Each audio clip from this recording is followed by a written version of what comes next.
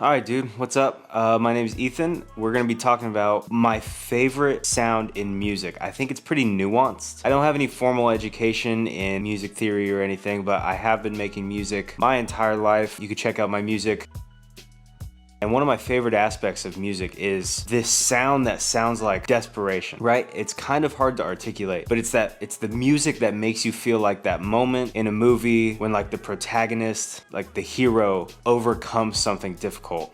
Something like that. Like it's like that's kind of the emotion it builds. And there's some songs that I've found follow the same chord progressions that don't have that feeling, while other songs that have maybe the same chord progression do have that feeling. So I was gonna kind of talk about some songs and some artists that do this really well, this sound, and I love it. This sound that sounds like desperation and perseverance, it kind of transcends genres. So I have some like contemporary examples and then some examples from like the fucking heaviest music. So like I said, it's the sound that makes you think of like that moment when like the hero in a movie is like right before he's about to prevail, or the moment when like the struggle and the motivation are at the highest level. To me, desperation just seems like the right term. And if you listen to some of these songs, maybe you'll understand. I'm not gonna dive too into like contemporary music that has it, but some examples of like contemporary music that I feel like elicit this emotion. Chemtrails Over the Country Club by Lana Del Rey. It's got like this melancholy build. Like this can also be kind of like, it can almost be like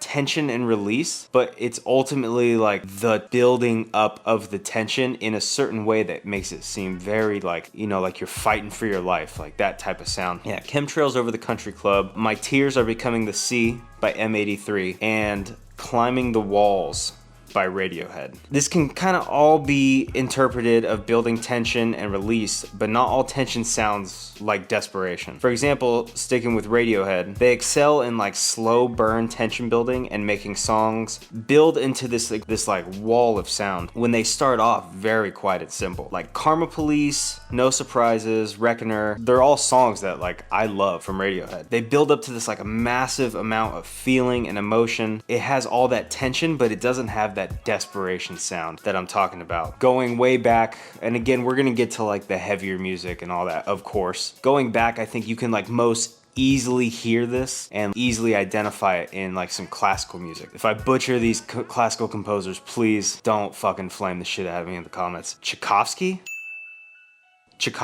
I'll put it on the fucking screen. Swan Lake. Tchaikovsky wrote it. And then I think this guy Cavallo performed it, or he did it now. Something like that. But I don't know. Swan Lake by Tchaikovsky. I'll put the one on screen that I'm talking about. Dude, it feels like so, like it's just building this like heroic perseverance in it. Another one is the Piano Concerto No. 2 by Sergei Rachmaninoff. It's just got like such a theatric element to it, which explaining that kind of lends itself into some of my favorite examples, which are like movie scores. I don't know if it's like cringy or not, but like, I mean, it definitely is, but I listen to movie scores at the gym. It just like, because of the emotion that the music conveys to you. And it like, it's so, I don't know, palpable is the right word, but it's so at the surface that it feels like you are living the emotion that the music elicits. It's not that you're just appreciating it. So I listen to that at the gym all the time, especially when I go for like really heavy lifts, which I don't do too much anymore, but it just like, it makes you feel like you are that protagonist. Like you are that hero that's persevering through whatever adversity you're making yourself overcome. It just like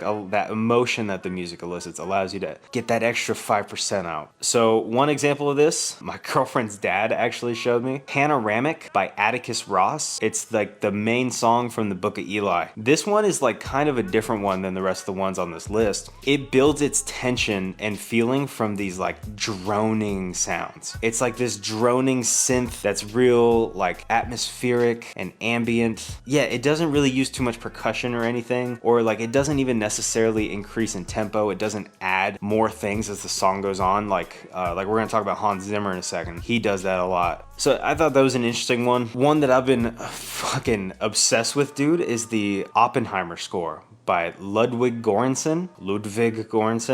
I guess. I've watched Oppenheimer 4 times. It's a long fucking movie. The second time I watched it, the first time I rewatched it, was literally for the score. The score is so fucking good in that movie. The tracks off the score, if you look them up on like Spotify or Apple Music, that I think really exemplify this desperation in music. Can You Hear the Music, Trinity, and Destroyer of Worlds. The tension and the desperation in the music, it like almost makes me tear up when I hear it. I don't know why, but it's like you can feel the exhaustion of the musicians, or you can feel like the determination and perseverance and that desperation of whatever protagonist is in your head, whether it's you, whether it's a film character. It just feels so at the surface that you're able to access those emotions so much easier than you normally would. Also, before we get into Hans Zimmer, which I'm going to talk about for a second because I fucking love Hans, a couple honorable mentions here. The 28 Day Later theme song by John Murphy, and then Mick Gordon on the Doom soundtrack. Not as much on the Doom soundtrack, but there are portions of it where it just feels so intense that you can only have that level of intensity if there's like a desperate factor in there. You know what I mean? Like you can push hard, but you'll never push as hard as you can if you're fucking Doom guy fighting for your life. So I thought those were good mentions, but I'm gonna read some of this script that I got here. So one of the most prevalent film composers, score writers, Hans Zimmer. He has this like ability to create desperation and tension and release, and he's like the gold standard for films. The scores from Batman, Interstellar encompass everything that like I'm talking about with this like this desperate sound. When you combine that with the visuals you get from the movie, like if you've seen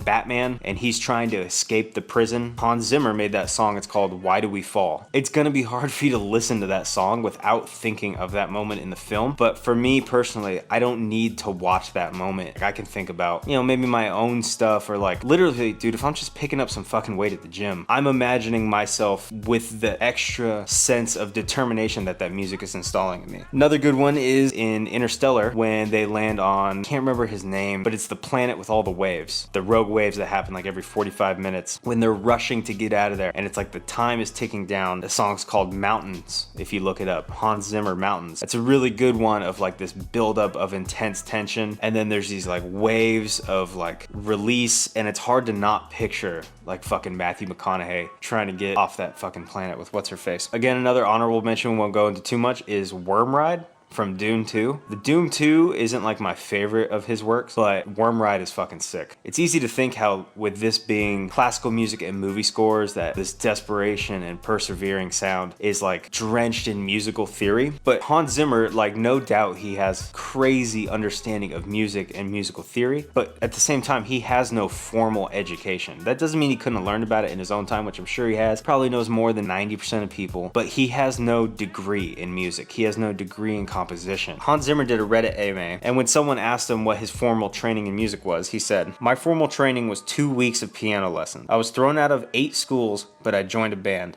I am self-taught, but I've always heard music in my head, and I'm a child of the 20th century. Computers came in very handy." That's like 90% of the people I know who make music. I think part of what makes the emotion in music so special is that it comes from like feel as opposed to structure. Structure plays a big part in it, but if you can feel music, or if you can like feel an emotion and channel that through your instrument, as cringy and cliche as that sounds, the music is just all the more richer for it. And I've looked it up. As far as I can tell, this, when I'm talking about like the desperation in music, it almost purely comes from feel. Like it's very hard to assess and describe in like an academic setting. It's kind of like the difference between Eric Clapton guitar solos and a Dream Theater guitar solo. John Petrucci's gonna go on stage, he's gonna nail a guitar solo that's in 10 different time signatures, has 12,000 notes in it, all played at like 64th notes, and he's gonna hit it precise and perfect. It's exceptional musicianship. But then you've got an Eric Clapton solo. He's gonna play like 40 notes over the course of maybe 2 minutes, but you're gonna feel that solo so much more. It's not technically as impressive, but it just has that like emotion poured into the instrument. I know Clapton, I think he might be a piece of shit now. I don't care. He fucking rips. I'm gonna quote a Redditor here. "We should think of music theory as an autopsy. orthodoxy, not a recipe. You don't need to know anything about music theory to know which sounds feel good to you. Music theory is fun and can open up doors for the way you think about music, and it can be a useful tool, but it can also be a trap for the way you think about what you should and shouldn't do. I agree entirely with that. And I know there's gonna be like music bros that are like, oh, just people just don't want to learn theory, or like people just don't want to learn this. And then you have like absolute amazing musicians who are just like, they have their doctorates from Berkeley and shit. And it's like Ben Levin,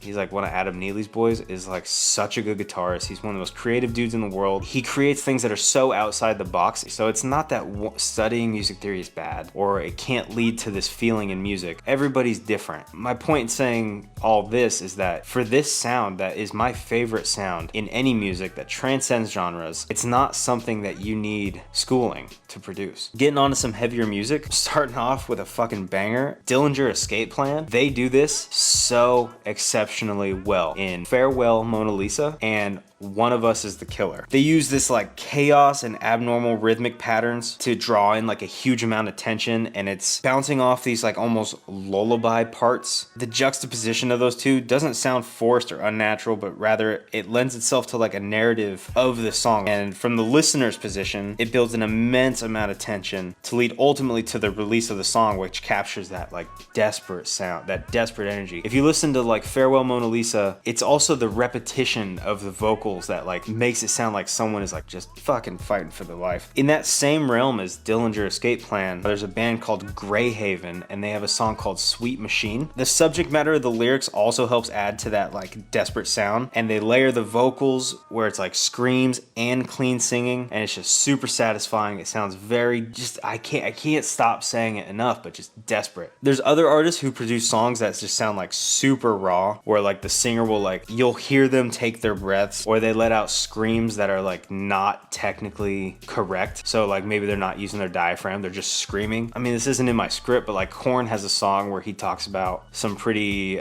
heavy stuff. I can't remember the name. I'll look it up. I'll put it on the screen. But for like the end of the song, he's just like crying and screaming. And knowing that going into that song, it doesn't really have that desperate feel, but like that emotion, that rawness is kind of what I'm talking about that helps lend itself to that desperation sound in music. Slipknot's Iowa album, the fact that they recorded the whole thing without a metronome definitely enhances the rawness. In songs that are like songs like Metabolic, around the 2-minute mark, you can almost feel how exhausted Joey's fucking calves were from the drums. And then like Skin Ticket, again off the Iowa album, from the 3-minute and 20-second mark forward of that whole song, you can hear the singer Corey, he's like breathing and panting and repeating a phrase over and over and over. It really captures that type of feeling in the music. Paleface Swiss, their vocalist does this a lot. The song, my favorite song by them is Nail to the Tooth, but he does this on the whole Fear and Dagger album. Pain, like right in the beginning, so good. But Nail to the Tooth, around the 2-minute mark in the song, you hear him like gasping and breathing,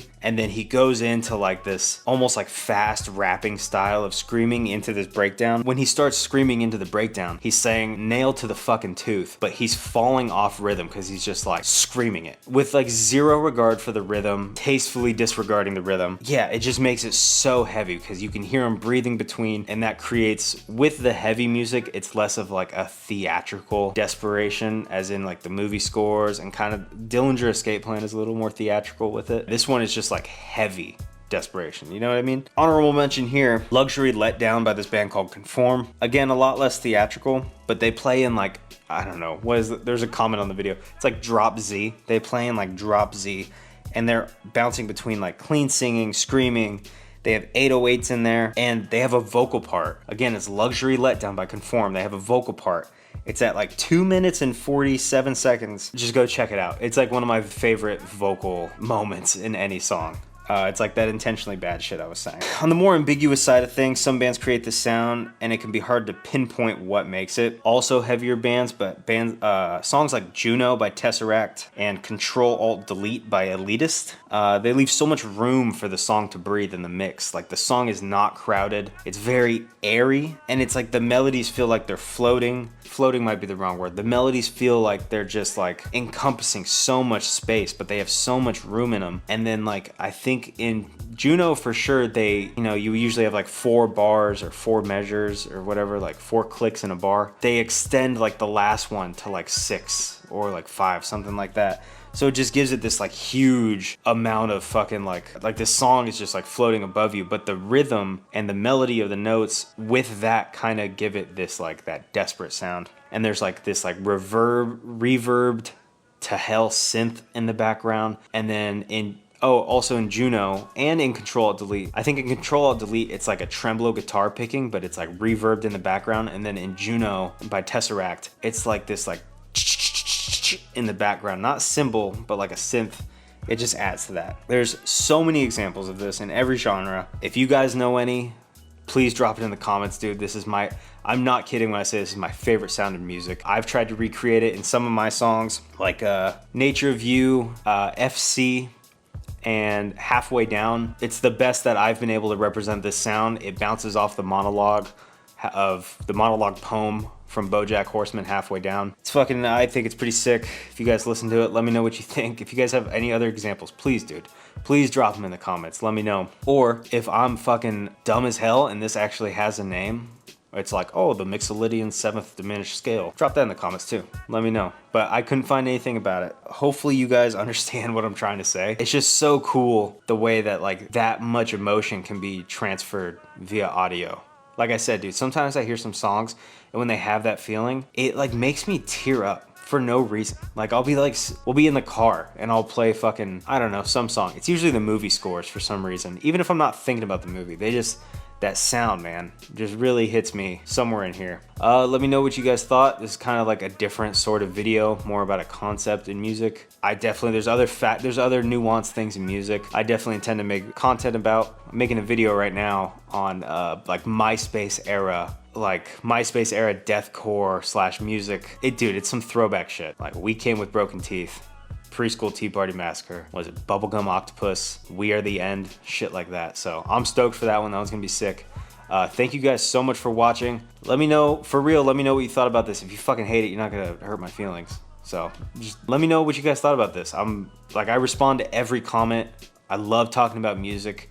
I haven't been a part of the music community since I was like in high school, so a while ago. This has been like such an excellent way for me to feel like I'm a part of this community that like I've loved and just been kind of isolated in for so long. So yeah, dude, I'd love to hear you guys' thoughts on it. Thank you again so much for watching.